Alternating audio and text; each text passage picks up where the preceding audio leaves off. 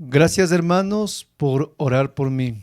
Permítanme orar por ustedes. Cierren sus ojitos, inclinen sus cabezas. Padre de amor, Padre de misericordia, en el nombre de Jesús, bendice a cada uno de mis hermanos que van a escuchar tu palabra, Señor. Que los ojos de los ciegos se abran, que los oídos de los sordos, Señor, puedan escuchar, que los corazones de piedra sean transformados y haznos dignos de poder predicar y escuchar tu palabra.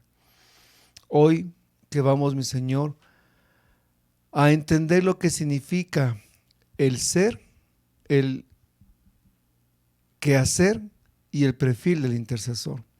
Por el nombre de Jesús, Padre, te lo pedimos. Amén. Todos nos cubrimos con la preciosa sangre de Cristo en el nombre del Padre, del Hijo y del Espíritu Santo. Amén. Muy buenas noches, mis hermanos queridos.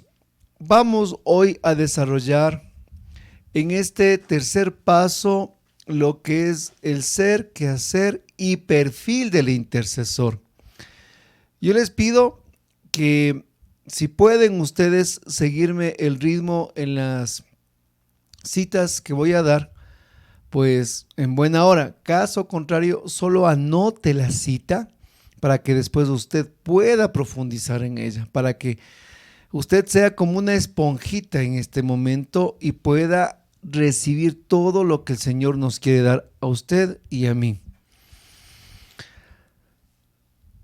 Primero, mis hermanos, vamos pues a adentrarnos en la palabra del Señor, abriendo nuestras Biblias en Sabiduría, capítulo 18, versículo 21.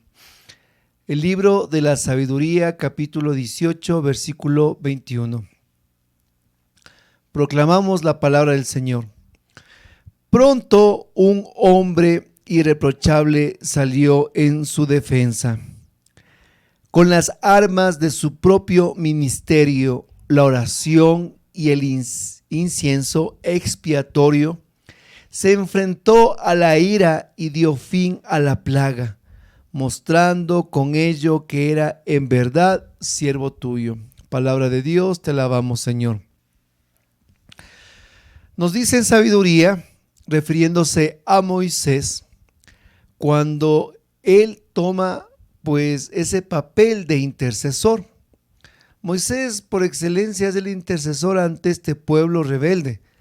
Y Moisés es la prefigura o la sombra de nuestro modelo a seguir, Jesucristo nuestro Señor, que Él es el intercesor de intercesores ante el Padre. Y nos dice en Sabiduría que dice, este hombre irreprochable salió en defensa con las armas de su ministerio, la oración, el incienso expiatorio, y con ello se enfrentó a la ira y dio fin a la plaga, mostrando que era auténtico siervo, auténtico servidor. Este versículo de la Sabiduría vamos a dividirlo en 6 pasos. Y los 6 pasos de este libro de la Sabiduría nos van a indicar lo que significa el ser, quehacer y perfil del intercesor. Primer punto. Un hombre irreprochable. Nos va a decir en Proverbios capítulo 24, versículo 16. Si el justo cae 7 veces, se levantará otras tantas, mientras que los malvados caerán para seguir en su desgracia. Palabra de Dios, te alabamos, Señor. Este primer punto, como nos decía en Sabiduría, un hombre irreprochable. Y el intercesor, el que vive este ministerio o cualquier ministerio dentro de la iglesia, lo primero que también el apóstol San Pablo pide que sea un hombre irreprochable. Pero si nosotros nos ponemos a examinar, nos ponemos a leer la palabra de Dios, usted ve hombres, mujeres, pues realmente en un proceso, en una maduración, y muchos no son irreprochables, pues, ¿verdad? Si usted ve al mismo Moisés, usted mira que él era, en el tiempo que estuvo en Egipto, era un hombre que fue un asesino. Entonces dice irreprochable, ¿por dónde? Cuando usted ve a David, un hombre que cometió adulterio y mandó a matar, era un hombre conforme al corazón de Dios. Y usted sigue viendo las escrituras y sigue adentrándose en ellas, va viendo hombres y mujeres imperfectos. ¿Cuál es la diferencia? La diferencia es la que nos dice en Proverbios. Si el justo cae 7 veces se levantará, mientras que el malvado cae para seguir en su pecado o en su desgracia.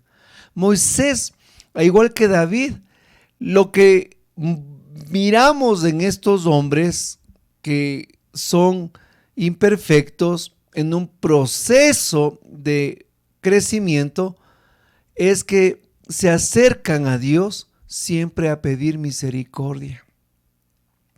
De ahí nació de David el tan conocido Salmo 51, piedad de mí, Señor, en tu bondad. Entonces, el intercesor dice, tiene que ser un hombre irreprochable. ¿Acaso será un hombre, una mujer que tiene que meterse en una cueva, ponerse un sayal y totalmente perder contacto con el mundo? ¿Será eso un hombre irreprochable? ¿Acaso será una persona que no peca, un hombre irreprochable? Si en Proverbios dice que el santo, el justo, cae 7 veces. No sé usted y yo si estamos en esas mismas condiciones. Aquí lo que nos llama, mis hermanos, a ser auténticos. Y ser auténtico significa estar conscientes de nuestra propia realidad. ¿Y sabe cuál es nuestra realidad? Usted y yo somos pecadores. Ya nos dijo el Señor, el que esté libre de pecado, tire la primera piedra. El ser irreprochable significa, mis hermanos, que hemos conocido el perdón y el perdón que nos ha llevado a la misericordia y la misericordia a la reconciliación. Y como resultado del perdón, la misericordia y la reconciliación, al cambio de vida, que se llama la conversión. Pero la conversión es un proceso, y un proceso que terminará cuando lleguemos a la patria celestial. Toda la vida, mis hermanos, estamos en un campo de batalla. Salimos bien confesados, comulgados, y hermanos, y a la vuelta de la esquina ya estamos pecando. Tenemos que ser conscientes que somos hombres y mujeres que caemos, pero hombres y mujeres que nos levantamos, no por nuestras fuerzas, sino porque el Señor nos da la fuerza de levantarnos. Como decía en Proverbios, en cambio el malvado está totalmente necio para seguir en su pecado que le lleva a la desgracia. Mire, mi hermano, para terminar este punto, cuando usted entra a la sala de un hospital y una persona está en cuidados intensivos, usted ve un montón de máquinas, y las máquinas tienen todas pues algo que se asemeja, y es que sube pip y baja tac, sube pip, sube baja, ¿verdad? Y usted mira y dice, esta persona está viva, porque el corazón es tac, baja, tuc, baja, tac, sube, baja. Pero si la persona fallece, ¡tí! ¿Verdad? Se acabó, se terminó. Así es el cristiano. Si usted está vivo, ¡tac! Un día sube como Pedro en el Tabor, que ve la misericordia, el poder de Dios transfigurado. ¡Tac! Baja. Otro día le vuela la oreja al que viene a apresarle al maestro. porque así somos, mi hermano. Pero ante nuestra realidad, por eso digo que, ¿qué significa ser irreprochable? Ser auténtico. Ante esta realidad, la conciencia de que necesitamos perdón constante, misericordia constante y reconciliación permanente. Entonces, yo no creo, hermanos, que soy triple santo, ¿no es cierto? Yo creo que soy barro en las manos del alfarero y que necesito constantemente de su misericordia para poder ejercer el ministerio. Pero ¿cómo? ¿Cómo, mis hermanos? Ya nos dice en Isaías capítulo 53, versículo del 10 al 11. Quiso Yahvé destrozarlo con padecimientos, y él ofreció su vida como sacrificio por el pecado. Por esto verá sus descendientes y tendrá larga vida, y el proyecto de Dios prosperará en sus manos. Después de las amarguras que haya padecido su alma, gozará del pleno conocimiento. El justo, mi servidor, hará una multitud de justos después de cargar sus deudas. Palabra de Dios, te alabamos, Señor. La única forma que nosotros podemos, mis hermanos, justificarnos es con aquel que nos ha justificado, con aquel que fue destrozado y que con sus padecimientos y sacrificio ha pagado el precio de nuestro pecado. Gracias a él y a sus amarguras, que hoy a nosotros nos justifica, como dice en la palabra, el justo, mi servidor, hará una multitud de justos después de cargar sus deudas. Nadie de nosotros, mis hermanos, podemos ser ni buenos, sino, hermanos, si no entramos a la justificación de nuestros pecados por medio de Jesucristo. Y eso es gracias al maravilloso proceso de conversión. Pero seguros del amor de Dios, seguros de que Él nos va cada día limpiando, entonces vamos nosotros volviéndonos en estos hombres y mujeres irreprochables. Pero cuidado que nos pase como le pasó una vez a mi suegro. Él estaba en la playa, junto con él estaba con mi familia, y de repente él se emocionó porque puso música de su equipo favorito, se emocionó, y la señora que nos servía la comida le dijo, señora, le dijo a mi suegro, ¿le gusta esta música? Le gusta, le dijo, porque era música alegre. Y la señora le quedó viendo y le dijo, no. ¿Pero por qué? Le dice mi suegro. Porque yo solo escucho música cristiana. Y se fue, ¿no es cierto? Así, con la nariz levantada. Cuidado que nosotros nos creamos de esa manera. San Pablo dice, estamos en el mundo, pero no somos del mundo. Y nosotros podemos a veces pecar de buenitis aguditis, en el que pues todos son malos, todos son paganos. Yo no me junto con nadie, nomás cochicle y no bailo pegado. Tampoco tomo café, a medio como los mormones, ¿no es cierto? Sino que yo no puedo, mi hermano, dar una imagen, dar un sentido en el que pues allá están los pecadores y aquí estoy yo. Pues no, yo no escucho música esa, yo solo de alabanza, le dijo, y se fue dando la vuelta y ahí queda el pagano. No, mi hermano, tenemos que entender que nosotros vivimos dentro de un mundo en el que tiene muchos sabores y en el que en esos sabores nosotros somos la sal. Y recuerde, la sal en la sopa se pone poco, o si no queda horroroso cualquier comida con exceso de sal. Y si usted y yo somos sal en el mundo, ponga esa pizca de sal en donde esté, cuando esté y donde esté, para dar la sal de Cristo, la necesaria, la que se necesita. Amén. Segundo, nos dice en el versículo de sabiduría, segundo paso, que este hombre irreprochable salió en la defensa, se apresuró en defender al pueblo. Nos va a decir en Números capítulo 14, versículo del 19 al 20. Moisés, perdona, te ruego, la iniquidad de este pueblo conforme a la grandeza de tu misericordia, así como has perdonado a este pueblo desde Egipto hasta aquí. Entonces el Señor dijo, los he perdonado según tu palabra. Miren, el intercesor es aquel que está listo para la defensa de su pueblo.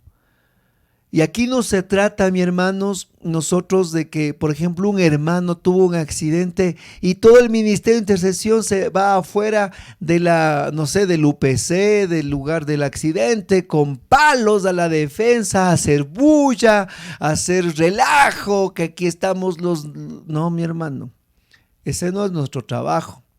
Nuestro trabajo es un trabajo espiritual en el que sabemos que pues a través de la oración todas esas barreras se caerán, todas esas barreras se irán al suelo. El intercesor sale rápido, mi hermano, sale rápido a la oración. Por eso nos dice Moisés, te ruego, Señor, perdona la iniquidad de tu pueblo. No es que Moisés se metió ahí con el pueblo, no, Moisés dijo, perdona la iniquidad de este pueblo conforme a tu misericordia, así como lo sacaste de Egipto aquí. ¿Y qué dice el versículo 20? Entonces el Señor dijo, los he perdonado según tu palabra, según tu oración, según tu intercesión. El intercesor no se queda dormido, no se queda de brazos cruzados. Hermano, el intercesor cuando escucha ya que hermanos de su comunidad, hermanos de la iglesia, personas dentro de lo que se llama nuestro país, el gobierno, situaciones de familiares, vecinos y amigos, el intercesor nunca se queda de brazos cruzados, sino que él rápidamente se apresura a orar.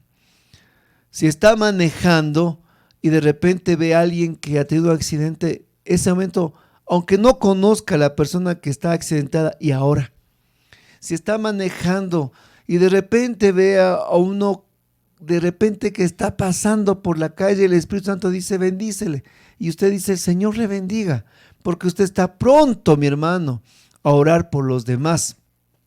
No crea que solo son las 2 horitas del ministerio que yo oro, nada más. De ahí me jubilo el resto de la semana. El intercesor vive un estilo de vida que está pronto para orar. Y el intercesor jamás traga aire. ¿Y cómo es eso que traga aire? Si ha pasado, oiga doña Juanita, le vengo a contar el problemita que está pasando el fulanito. A ver, cuente, dice, cuénteme. Vea que anda metido con otra mujer. ¿Y qué hace la Juanita? ¡Oh! Traga aire, ¿no es cierto? Y después le sigue contando, le dice, vea, y sabe que le comento también que por ahí la otra fulanita, ni le digo la otra, ¡oh! ¿No es cierto? No, el intercesor no traga aire. El intercesor, si recibe alguna noticia, no se presta al chisme, sino que es pronto a la oración. Si viene la fulanita a decirle, vea, le vengo a contar, ¿sabe qué? Venga para acá. Extiéndale sus manos, ¿para qué? Vamos a orar por esta persona. Ah, es que están hablando mal de usted. Ah, qué bueno, deme sus manos. Vamos a orar por esta persona. ¿Qué le parece? Usted rompe el chisme con el poder de la intercesión, porque está presto a este servicio y haciendo, mi hermano, que su clamor especialmente sea escuchado para que pues Dios dé el favor que tanto se necesita. Recuerde, mi hermano, el ruego del intercesor siempre será escuchado por Dios, porque nuestra oración está siempre al nombre de su Hijo Jesucristo. Punto 3.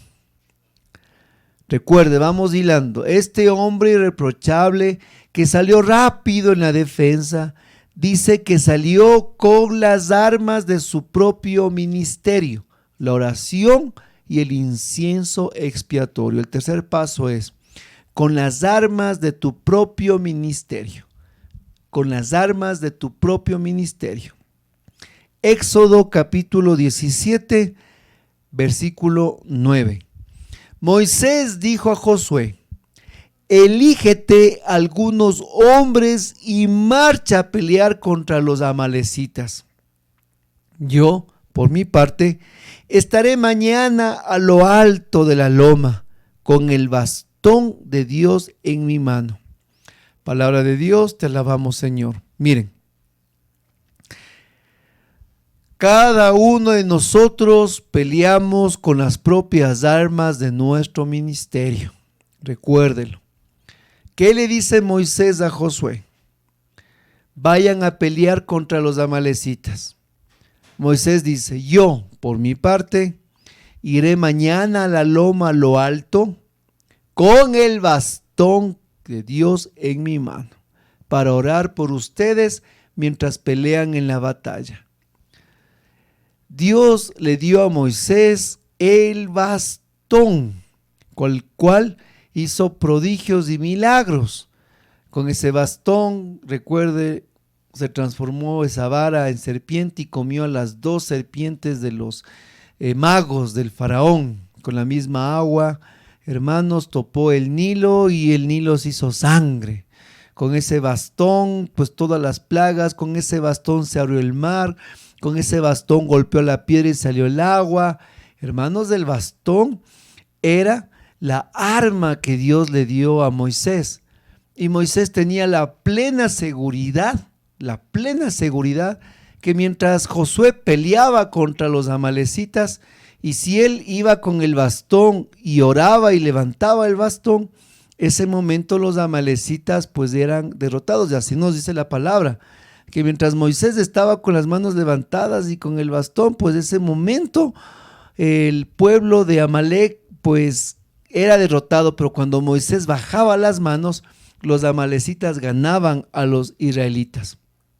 Mi hermano, el intercesor como Moisés tiene que entender que tiene las armas que Dios nos ha dotado para esta batalla espiritual, en la que no, Moisés dijo: a ver, vamos a pelear con los amalecitas, no se preocupen, yo les voy a dar de varazos a los amalecitas. ¿Qué les parece? A ver, un amalecita tenga varazo, otra amalecita tenga otro varazo. ¿Se fue Moisés a dar de varazos, mi hermano? No se fue a dar de varazos a los amalecitas. Moisés sabía cuál era el poder de Dios a través de esta vara. Y nosotros de igual manera, con la figura de Moisés, tenemos que entender que es lo que nos ha dotado Dios. En pocas palabras, cuando David estuvo frente a Samuel, Samuel le dijo, cuando iba a luchar contra Goliat, le dijo: ponte mi armadura, le dijo Samuel. Y dice que se puso David la armadura del rey Saúl. Se puso David la armadura del rey Saúl y dice que le quedaba muy pesada, no podía ni moverse. Y le dijo David: no, yo no puedo pelear con eso. ¿Con qué peleó este pastor? Peleó con la honda. Pero si usted lee previamente, dice que David con la honda mataba al oso y al león. Imagínense. Oiga, imagínense lo que es matar al oso y el león. O sea, David ya estaba adiestrado y con armadura ajena no podía luchar contra el gigante. ¿Qué nos quiere decir eso de luchar con tus propias armas? Que nosotros tenemos que aprender a utilizar los dones y carismas que Dios me ha dado a mí. Los carismas propios de este ministerio y los dones que el Señor me ha dado, que no ande viendo yo, mis hermanos, ay, que tuviera el don de sanación de la hermanita, ay, es que si tuviera el don de predicación del hermano tal, Ay, es que si yo hablara en lenguas. Ay, es que si yo profetizara. Ay, es que yo. No, no, no, no. A ver, mi hermanito. Con tus armas pelea la batalla. Y usted va a decir, ¿y cuál don espiritual tendré yo? Pues, hermano, solo cuando nosotros servimos es cuando los carismas se ponen en ejecución. Sí, solo cuando usted empieza a servir dentro del ministerio es cuando usted dice, este carisma Dios me ha dotado. Cuando usted empieza a evangelizar, dice, Dios me ha dado este carisma, Dios me ha dotado de este otro carisma. Es que son herramientas, los dones y carismas son herramientas que el Espíritu Santo nos ha dado.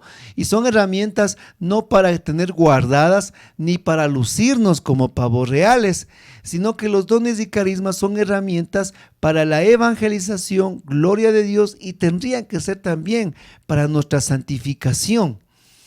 Y la única manera que una herramienta se ejecuta es cuando usted se pone a trabajar. Ejemplo, yo quiero poner un tornillo en la pared, un simple tornillo en la pared para poner el cuadro de mi familia. ¿Usted qué hace? ¿Mete el tornillo con los dedos? No puede. Vamos a ver qué herramientas necesita para meter el tornillo. Primero necesita un taladro. El taladro necesita una broca y unas llaves para poder ajustar el taladro. Y la broca tiene que ser del porte del taco Fisher que va a entrar en ese perno. Necesita una extensión para que el taladro conecte a la luz. ¿Se da cuenta? Taladrar la pared, hacer el hueco, después un martillo para meter el taco, después un destornillador para meter el perno. Y ahí sí, colgar el cuadro. ¿Cuántas herramientas necesitó para poner un perno para que se vea el cuadro? Vamos a contar: taladro, broca, llaves para ajustar lo que es la broca, extensión de luz, martillo. 5 herramientas para poner un perno, para que se vea el cuadro.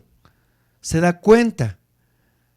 Dios nos ha dotado de dones y carismas que son herramientas para la evangelización, y cuando nosotros nos quedamos vagos en los grupos de oración, sentados sin hacer nada, dicen, lo que pasa es que el Espíritu Santo no nos da carismas, lo que pasa es que la renovación está en crisis y no hay carismas. No, hermanito, no es eso.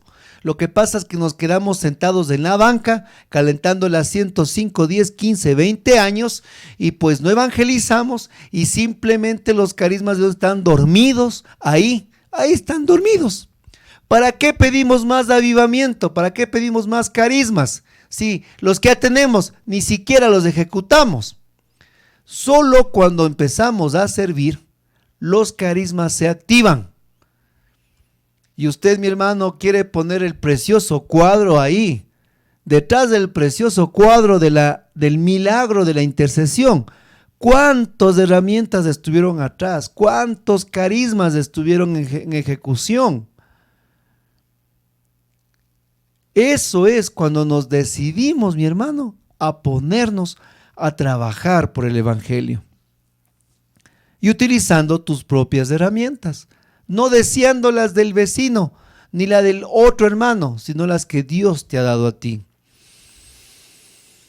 De esa manera, nosotros miramos que el intercesor tiene 3 herramientas principales. La oración, como dice aquí en este mismo versículo de sabiduría, la oración, el incienso y el ayuno. Estas 3 herramientas tienen que ser, como dicen vulgarmente, la base para construir la casa. La oración, dice en Efesios 6, del 18 al 20, vivan orando y suplicando, oren en todo tiempo según les inspire el Espíritu, velen en común y perseveren en sus oraciones sin desanimarse nunca, intercediendo en favor de todos los santos sus hermanos. Verso 19. Oren también por mí, para que cuando hable me sea dado el don de la palabra y dé a conocer sin temor el ministerio del evangelio, del cual soy embajador en cadenas. Oren para que lo proclame sin ningún temor, que es como lo debo hacer. Palabra de Dios, te alabamos, Señor. Esto, mis hermanos, la oración. Ya en el primer tema ya les di todos los tipos de oraciones. Otra vez recuérdeme, hermanito, por favor, vaya y haga clic en el primer tema. El intercesor vive orando y suplicando en todo tiempo según le inspire el Espíritu. ¿Se da cuenta? A ver, esto es interesante. Según el Espíritu nos inspire, y para que nosotros estemos pues sintonizados a las mociones del Espíritu Santo, significa tener una amistad con el Espíritu Santo, tener una compañía con el Espíritu Santo. Significa empezar lo que habíamos hablado, una vida de gracia, perseverando como hermanos e intercediendo en favor de todos los hermanos. San Pablo dice, oremos unos por los otros, oremos por la comunidad según el Espíritu nos pide. Ahí podría terminar, pero Pablo dice clarísimo, oren también por mí, para que cuando hable me sea dado el don de la palabra. Hermanos, algo que este ministerio de intercesión tiene como base es la intercesión por sus predicadores, por los predicadores los cuales llevan la palabra de Dios. Y usted no solo tiene que decir, voy a predicar solo por los hermanos de mi grupo, hermanos. Siempre en sus oraciones oren por las predicaciones de su sacerdote en su parroquia. Oren por los predicadores de la renovación en su localidad. Acuérdense de los predicadores de los cuales han recibido usted la palabra. El padre Emiliano decía que en su libro, Jesús está vivo, que una vez él estando en una jornada de mucha gente, pues dice que en la mañana hubo muchos milagros y después en la tarde se duplicó y se triplicó la gente, pues después de tantos prodigios del Señor. Y pues dice que mientras él comenzó el ministerio no pasó nada. Y tanta gente y no pasó nada y fue muy poco lo que se dio. Y él muy preocupado dice que llamó a su comunidad en Canadá y les preguntó a la hora de la tarde qué estaban haciendo los intercesores. Y dijeron, pues hermano, en la mañana estuvimos orando por ti, pero en la tarde ya no oramos. Y el padre Emiliano decía, esa es la razón. Porque detrás del ministerio tiene que estar siempre ese contingente de intercesores, hermanos. Yo les pido a ustedes, por ejemplo, en sus oraciones, acuérdense de este burrito, oren por mí.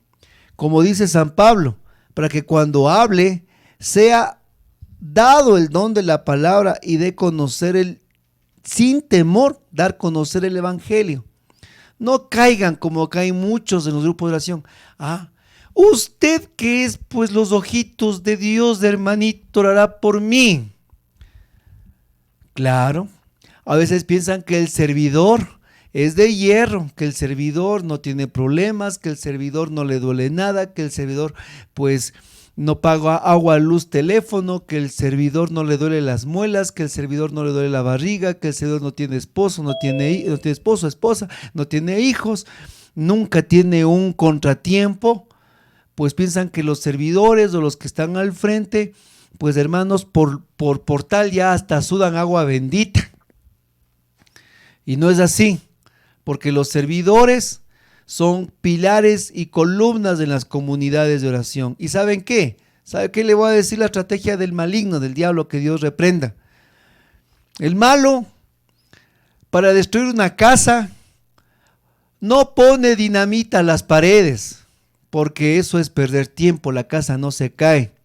Vaya usted a ver en el YouTube, en esta plataforma, cómo se caen mega edificios a través de la implosión que se llama. Los que hacen este trabajo ponen en las columnas de las edificaciones, ponen en lugares estratégicos de las columnas la dinamita. los detonadores. Y ellos desde lejos ponen un botoncito, clic. ¿Y sabe qué pasa con ese edificio? Así se caen los edificios, así se caen. ¡Turrum! Se caen para abajo. No sé si usted ha visto alguna vez. Le mando a ver cómo los edificios caen en implosión. Así caen. De arriba para abajo. ¡Trax! Ni a los lados, ni adelante, ni atrás, ni nada. Se caen así, vean. ¡Chum! Se caen los edificios. El maligno sabe que la forma de atacar un grupo, una comunidad, es poniendo dinamita a los servidores en puntos claves de sus ministerios, de sus vidas, de sus pasiones, de su intimidad. Sabe que si cae un servidor, sabe que si cae un sacerdote, hermanos, se cae con él todita la iglesia y todito el grupo. Así que el intercesor tiene que de rodillas orar por sus sacerdotes, por sus servidores, por sus hermanos en la fe, por sus coservidores. Orar, mi hermano, de rodillas y clamar y pedir protección.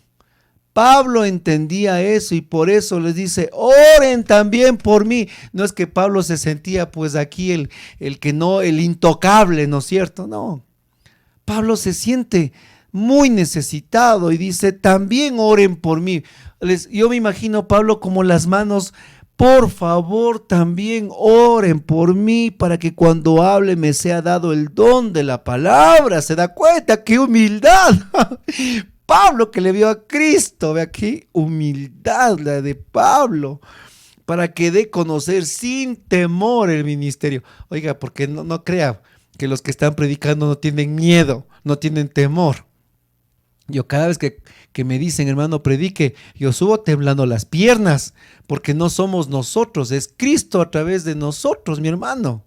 ¿Y cómo necesitamos la intercesión de estos preciosos ministerios? Yo siempre les digo a mis hermanos de intercesión, hermanos, mientras yo estoy predicando, ustedes atrás, oren por mí, necesito de su oración. Entonces, de esa manera, protegemos a nuestros servidores. ¿Por qué cree que hay tanto problema con los servidores en la renovación? Porque esa es la estrategia del malo. Tumba a un servidor y tumba, mi hermano, con él a la iglesia y a los grupos de oración. Hay un escándalo con un sacerdote. ¿Qué cree? ¿Cómo se va al suelo la parroquia? Por eso, mi hermano, por eso hay tanto lío a veces con servidores, porque es la manera que el mal trabaja. Y por eso los intercesores tienen que tener como principal ministerio orar por sus autoridades eclesiales, religiosas, dentro de su movimiento y de la iglesia. Segundo, ¿se acuerdan? Las armas del intercesor. Segundo, el incienso. Apocalipsis 5:8. Cuando lo tomó, Apocalipsis capítulo 5, versículo 8. Cuando lo tomó, los 4 seres vivientes y los 24 ancianos se postraron delante del Cordero. Cada uno tenía un arpa y copas de oro llenas de incienso, que son las oraciones del pueblo de Dios. Palabra de Dios, te alabamos, Señor. Miren, ¿qué nos habla en esta visión de Juan en Apocalipsis? Que en el cielo los vivientes y los ancianos, a los que están frente a la gloria de Dios, se postran frente al Señor, y estos seres, estos que están frente al Señor, estos justos, ellos tienen algo en sus manos, que dice arpas. Las arpas, que es la alabanza, pero también tienen algo en sus manos y son copas de oro. Y aquí Juan nos dice que tienen esas copas. Las copas de oro dice que están llenas de incienso. Pero ¿cuál es ese incienso? Dice que son las oraciones de los santos, las oraciones del pueblo de Dios. Hermano, la oración del intercesor es un incienso a los pies de Dios, que son llevadas en copas. Eso es la oración del intercesor, un incienso al Señor.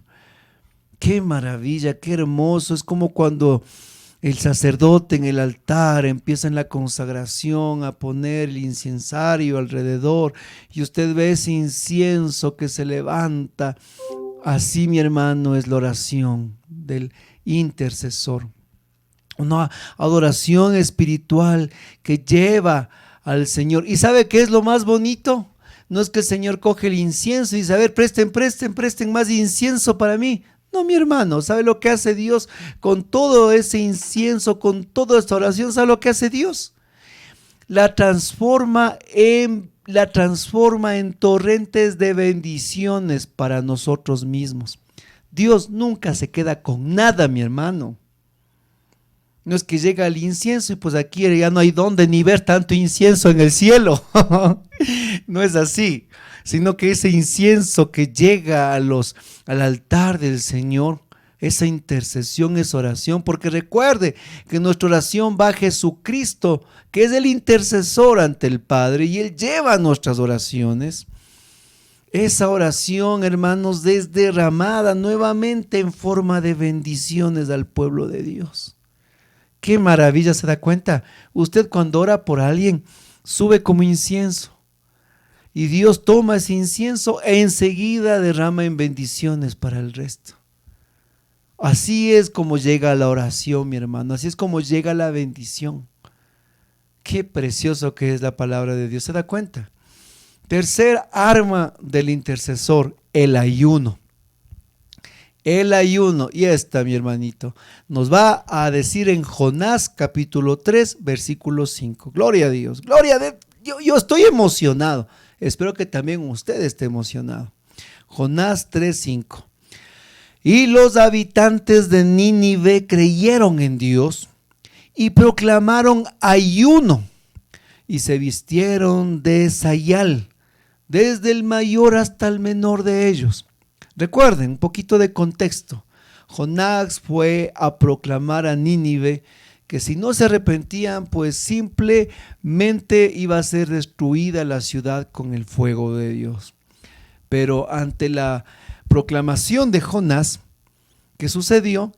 Que el pueblo se arrepintió, y aquí nos dice en el versículo 5, el pueblo, los habitantes de Nínive creyeron en Dios, miren, creyeron, proclamaron ayuno, y desde el más grande hasta el menor, y dice ya el más abajo, le invito a que usted lea el capítulo 3 de Jonás, dice que el rey, hasta los animales, hermanos, les hicieron ayunar. Todo el pueblo se arrepintió y todo el pueblo ayunó. Y aquí le quiero a usted tomar la lección de la Biblia. ¿Qué pasó con el pueblo de Nínive? ¿Cayó fuego del cielo o Dios les perdonó? Eso me gusta. Dios les perdonó. No cayó el fuego del cielo. Tanto así que Jonás se enojó. Ya sabía que tú eres un Dios misericordioso y que me ibas a hacer quedar en ridículo, dijo Jonás en pocas palabras. Aquí le quiero decir algo. El ayuno, a ver, y creo que anote, esto sí, anote, todos. Póngale en los comentarios si es posible después. Póngalo así. El ayuno hace cambiar la voluntad de Dios. El ayuno hace cambiar los designios de Dios. El ayuno cambia, hermanos, la decisión del Señor. Póngale como quiera.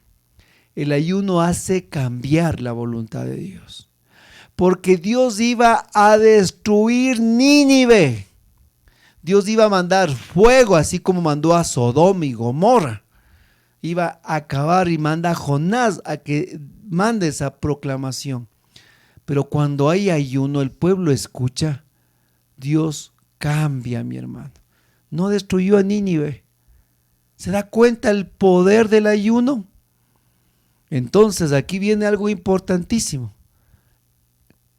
Los intercesores tienen que aprender a ayunar. Y algunos van a decirme, ay, sí me fregó, hermanito, ay, sí me fregó porque yo soy mayor y yo tengo que tomar mis pastillitas con la comida y ahí sí como yo ayuno. Hermano, no se preocupe. Le voy a mandar a leer en Ezequiel lo que Dios le gusta, cuál es el verdadero ayuno. Y eso les voy a mandar de deber. Vaya y búsqueme cuál es el ayuno que gusta al Señor.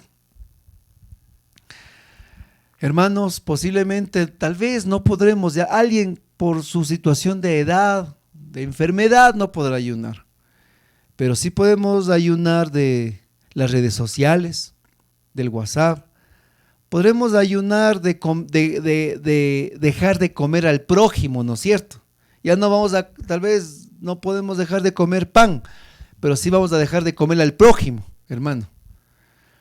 Vamos a dejar series de cosas que nos gusta. Yo me acuerdo de una hermana que daba testimonio que ella dice que se había puesto a ayunar el fin de semana por la conversión de su familia y ese fin de semana había habido fiesta y a ella mismo le ha tocado hacer el hornado, decía. ¿Cómo se reía? Que le tocaba a ella misma hacer el hornado mientras ella estaba ayunando, dice. Dice, eso fue increíble, dice, en mi vida no me había pasado eso. Pero después se vio todo el milagro y toda la gracia que Dios da. Tenemos que mortificar. Lo que pasa es que el ayuno es una mortificación y es algo que nos templa el espíritu y es algo que muchos no lo hacemos realmente, y tendríamos que empezar como ministerio a pedirle a Dios esa gracia de saber ayunar, de saber romper pues esos gustos personales que tenemos. Posiblemente, mi hermano, hay muchas cosas que tenemos como gusto. No solo es el dejar pues un bocadillo, dejar un almuerzo. Si puede hacerlo, porque en sí el ayuno es dejar de comer, si puede hacerlo y no tiene ningún impedimento, hágalo. Más aún, hay mucho testimonio de que personas que hasta sufrieron de gastritis, ayunando, se sanaron. Así es el poder de Dios. O sea, no limitemos el poder de Dios. Y si podemos, pues en la mañana me comía pues mis 2 huevos, mi sándwich, mi jugo. Hoy comeré un huevo y un sándwich. En el almuerzo, pues de igual manera, hoy comeré la mitad. Si no puedo impedir los alimentos, pero podré otras cosas, mi hermano querido, ayunar.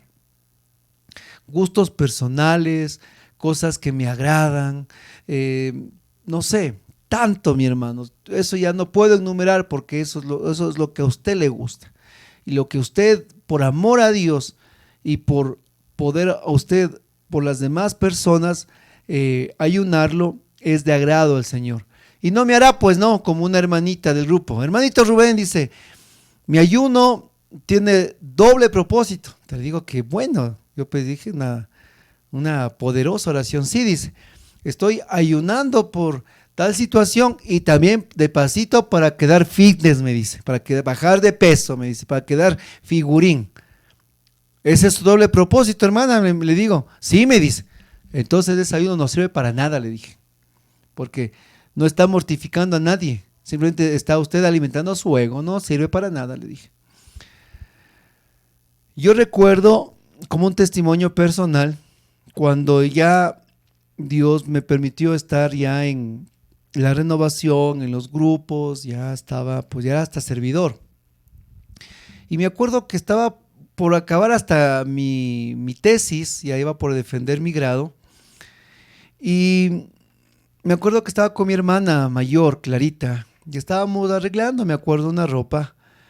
Y mientras conversábamos, hablábamos sobre el tiempo en el que pues estábamos así, pues todo, una vida huracanada en mi casa. Y especialmente yo no quería ir al grupo oración, yo no quería ir a la iglesia. No crea que el hermano Rubén nació santo, hermano. Si atrás de mí y al lado mío hay un hombre muy pecador. Entonces yo le decía, pues conversábamos, ¿no?, sobre esa situación. Y mi hermana, sin querer, me suelta algo que pues es un secreto de guerra. ¿Cuál es el secreto de guerra? Y es este. Me dice ella, lo que pasa, Rubén, me dice ella, es que mi mamá, nuestra madre, dice, ella comenzó a orar y ayunar por ti todos los fines de semana por un año, me dice. Yo me quedé con la boca abierta, impávido. Mi madre comenzó a hacer ayuno y oración por mí. Es que ya dejó de darme de bibliazos, ya dejó de invitarme, ya dejó de muchas cosas hacer, porque ahora ella entendió el poder de la oración y del ayuno. Y comenzó a ayunar por mí. Comenzó todos los fines de semana con un propósito, mi conversión. Y eso no fue una semanita, no fueron 2 semanitas, fue un año. Y mi hermana Clarita se asusta y me dice, ay, es que hermano, cuando el día que usted ayuno o ayuna, ¿qué dice Jesús? Que ese día usted tiene que ponerse de fiesta, tiene que ponerse aceite en la cabeza, tiene que estar feliz, no como los hipócritas que parecen como el junco que se mueran. No es que la hermana va al grupo por ahí, no así, ay, ay, ¿qué le pasa, hermanita? Estoy ayunando, hermanos, y aquí estoy que ya me muero, ya me derrito, ya me acabo, ya aquí me estoy entrando en colapso. Ese ayuno no sirve. O está pues ahí con los hermanos del grupo, no me darán el tecito porque estoy ayunando, verano, mi hermanita. Ya se terminó el ayuno, hermano, y se acabó. Ese día usted está de fiesta, está más alegre, está más contenta, está más rebosante, mi hermano. Ese día usted se puso el traje de fiesta, el día que está ayunando, usted ante todo está alegre. No, ay, aquí estoy mal genio, es que estoy con hambre, pues estoy ayunando, pues nadie me entiende. No, pues mi hermano, ese ayuno a Dios no le agrada. Usted es jefe, tiene empleados, y el día que está ayunando, le prometo que el mal a usted le va a poner más problemas con sus trabajadores. Y ese día usted, la forma del ayuno es, mi hermano, teniendo paz, teniendo tranquilidad y usted sobrellevando a sus trabajadores. Y así me pasaba, el día que yo ayunaba, ese día que barbaridad, yo tenía unos líos en el trabajo. Es como que se ensañaba el mundo sobre mí. Y había días en que podía superar, y hermanos, y otros en los que claudicaba ante el temperamento o los problemas, porque eso pasa con el ayuno. Porque el ayuno tiene poder, porque aquí nos dice la palabra, y Dios no se miente a su palabra. Este día tiene que estar usted feliz el día que ayuna. Entonces estas 3 armas son las armas del intercesor por excelencia. Por excelencia. Usted empieza a ser intercesor y es como le dice, bienvenido, tenga la oración, tenga el incienso y tenga el ayuno. Esas son sus armas principales. Aparte, usted ha sido dotado de dones y carismas, o sea, hermanos, vamos, pero bien armaditos hasta los dientes. 4º punto. Ya voy terminando. Entonces este hombre irreprochable que sale en la defensa con sus propias armas de su ministerio, se enfrentó a la ira y dio fin a la plaga. Póngale 4º punto. Afrontó la cólera y se interpuso frente a ella. Filipenses 2:8. Vamos a proclamar la palabra de Dios. 4º punto. Para los que están anotando, gracias. Afrontó la cólera divina y se interpuso frente a la cólera divina. Y en Filipenses 2:8 nos va a dar, hermanos, nos va a dar la razón de esto. ¿Y cuál es? Se humilló a sí mismo, haciéndose obediente hasta la muerte en la cruz. ¿Quién afrontó la cólera divina y se interpuso al castigo divino? Es Cristo Jesús el Señor. Él se humilló a sí mismo tomando condición de siervo y se hizo obediente hasta la muerte y la muerte en la cruz.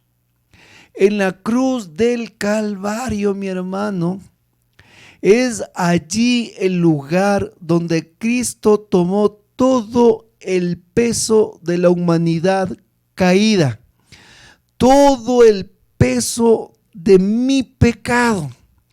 Cristo en la cruz no veía masas ni muchedumbres. Cristo levantado en la cruz con sus ojos llorosos, al único que distinguía era a mí, a ti, porque Dios nos ama por nuestro nombre, no la orquesta. Y desde la cruz al único que veía es a ti por tu nombre. Y Jesús en la cruz decía: yo estoy aquí por Mercedes, aquí estoy por José, por Rubén. Y ahí, cuando rompió la comunión con el Padre, cuando dijo: Padre, ¿por qué me has abandonado? Es el momento en el que rompe la comunión y todo el peso de la humanidad, Cristo lo carga para sí. Y somos justificados en Él. No hay intercesores, mi hermano, que no se adentren al misterio de la pasión de Cristo. Y que en el misterio de la pasión de Cristo puedan, en Él y a través de Él, poder orar y clamar por las necesidades, por el consuelo y por el levantamiento del caído. A veces el problema de los cristianos modernos de esta época es que, especialmente el protestantismo, viven con un Dios que no ha vivido o no ha pasado lo que es la pasión. Se saltaron el Viernes Santo y pasan solo de victoria en victoria. Pero hermanos, para que haya domingo de resurrección, hay un Viernes Santo también. Hay un jueves de Getsemaní. Y el intercesor vive la pasión, porque la pasión es la semejanza que vive el hombre en la humanidad. ¿Cuántos viven un Getsemaní en sus ministerios? ¿Cuántos viven un Getsemaní en sus apostolados? En los cuales solo está la obediencia, pero ya no quieren tomar ese cáliz. ¿Cuánto servidor, cuánta familia vive lo que es en sus propias experiencias la pasión? Y cuando nosotros nos sumergimos al misterio de la pasión, es cuando como intercesores podemos consolar al enfermo, al sufriente, al que está postrado, al que está pasando enfermedad, cuando el sufrimiento del hombre realmente tiene un significado en la cruz de Cristo. Y si nosotros no vivimos la experiencia de la pasión, entonces no podemos, mi hermano, tampoco dar consuelo a nadie. Porque el sufrimiento del hombre alcanza su mayor consuelo en las llagas de Jesús. Y a veces, como cantamos, pues hermano, de victoria en victoria, cuando la persona está enferma, cuando no siente, cuando su fe está en el suelo, solo será a través de Cristo en la cruz, de aquel que se humilló a sí mismo y se entregó obediente hasta la muerte. Él es el que se interpone y el que está ahí, porque Él también nos dará el remedio, porque Él también venció a la muerte, porque Él también resucitó. Y de esa manera también nosotros llevamos el mensaje. Si morimos con Él, viviremos con Él.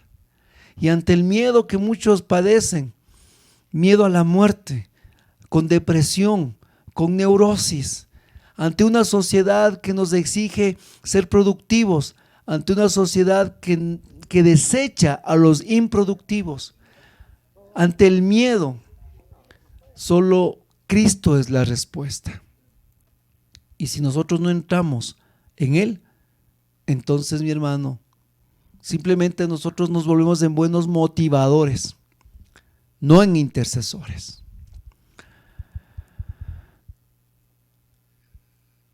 Quinto punto, dice, logró la victoria con la oración y la palabra. Se enfrentó a la ira y logró, dice, mostrando con ello la victoria con la palabra de Dios. Y de esa manera, son 5 puntos que les dije, ¿verdad? Y en este quinto punto ingresa lo que al final nos habla, en el último versículo, mostró con ello que era siervo suyo. Punto 6.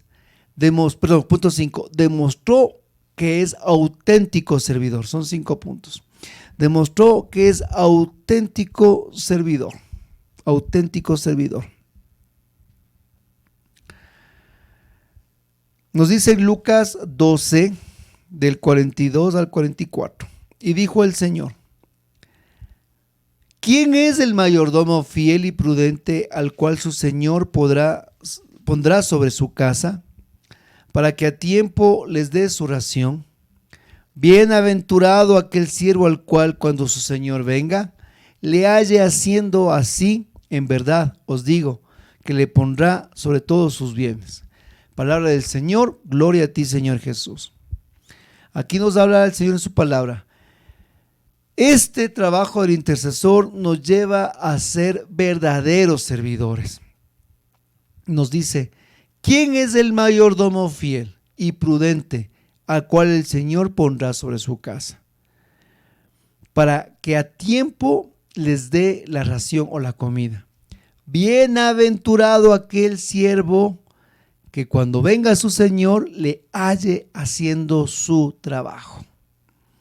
Hermano, somos llamados a ser siervos y mayordomos en la casa del Señor. Estos siervos y mayordomos de la casa del Señor estamos llamados a ser bienaventurados. ¿Por qué? Porque nos llama a estar despiertos. Despiertos a todo momento, a cada instante. Pues el Señor nos quiere encontrar a nosotros siempre haciendo el trabajo. Cuando nosotros somos verdaderos servidores, cuando nosotros nos caracterizamos por nuestro servicio al Señor. No somos servidores porque mandamos más, porque gritamos más, porque nos eligieron. Esos son, digamos que solo puntos sobre las personas. Pero lo que caracteriza a un verdadero servidor es porque es fiel a su servicio y no se duerme en su trabajo. ¿Qué significa eso, mi hermano? Usted, cuando ingresa a este ministerio, tiene que comprender que es una opción de vida. Aquí vamos a desmentir una palabra. Nosotros no hemos ingresado a un voluntariado. Es un gran error que últimamente he escuchado en muchos labios de muchos servidores, que dicen: aquí, recuerden, nosotros estamos en un voluntariado. Les voy a corregir a esos servidores, a esas personas que dicen que estamos en un voluntariado. Usted y yo no estamos en un voluntariado. Porque en un voluntariado usted, pues simplemente, como dice, su voluntad. Como una hermana me dijo recién: hermano Rubén, ¿cuándo hace otra vez el curso de predicadores? ¿Por qué le digo? ¿Por qué le digo? Recién esta semana. ¿Por qué le digo? Es que ahora sí tengo ganas de predicar, dice. Entonces le preguntaba, le digo, ¿y cuando te mandé la primera vez la invitación? Es que ahí no me daba ganas. Ahora sí me da ganas, dice. Ahora sí. ¿Cuándo hace el curso? Entonces le digo, solo por ti, porque te dio ganas. Mañana le digo, ¿qué te parece? Y aquí, hermanos, no es que nosotros estamos cuando nos da ganas, ni en un voluntariado. Aquí la diferencia es que hemos sido llamados. Y llamados por una persona, y esa persona se llama Jesús. Nos dice la palabra que Jesús subió al monte, oró al Padre toda la noche, y cuando bajó del monte los llamó por su nombre. Los llamó. Recién que celebramos la fiesta de San Mateo, Mateo le llama a Mateo por su nombre. Ven y sígueme. Hermano, aquí en la renovación no vivimos voluntariados, sino nosotros vivimos del llamado de Jesucristo a hacer su voluntad, que es muy diferente. ¿Por qué? Porque cuando nosotros ingresamos a un servicio, nosotros entendemos que este llamado para nosotros se convierte en una vocación. El llamado para nosotros se vuelve en una vocación. Y la vocación que es el sentido pleno de nuestras vidas en un servicio. El intercesor entiende que este llamado es una vocación y una vocación de vida, una vocación de esperanza, y la vocación al ser humano lo que le otorga es felicidad. Yo recuerdo un gran amigo sacerdote que le preguntaba y le decía, padre, le digo, ¿qué hubiera pasado si tú no te hubieras hecho sacerdote y te hubieras casado? Y él se queda pensando y me dice, me hubiera costado muchísimo ser feliz, me dice. Entonces yo entendí, porque como sacerdote y su vocación, él era totalmente feliz. Y es así, la vocación a nosotros nos da felicidad.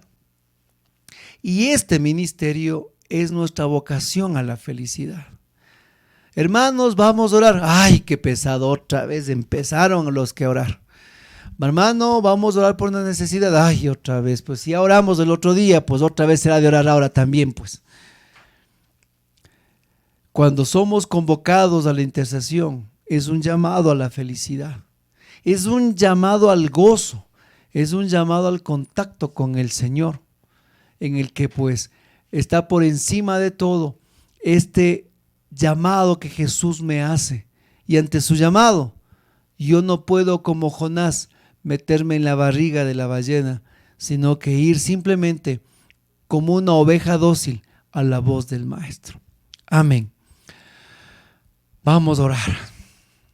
Gracias, Padre. Cierre sus ojos, mi hermano. Gracias, Padre, por hacernos entender cuál es el perfil del intercesor y qué hace este hombre, qué hace esta mujer, qué camino tiene que tomar. Te rogamos, amado Señor, que nos des la gracia de morir a nosotros mismos, a nuestro ego, a nuestra soberbia, a nuestro orgullo, a nuestra vanagloria.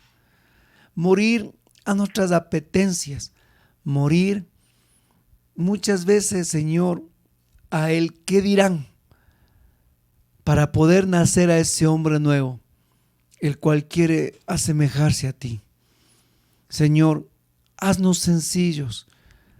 Si crecemos más, haznos más sencillos, y que siempre te demos la gloria a ti, Señor. Te ruego por mis hermanos que escuchan este mensaje, para que ellos sean dóciles, para que ellos puedan, como una tierra fértil, recibir toda esta palabra y que dé fruto abundante. Padre, te rogamos que los mismos signos y prodigios del Evangelio se den.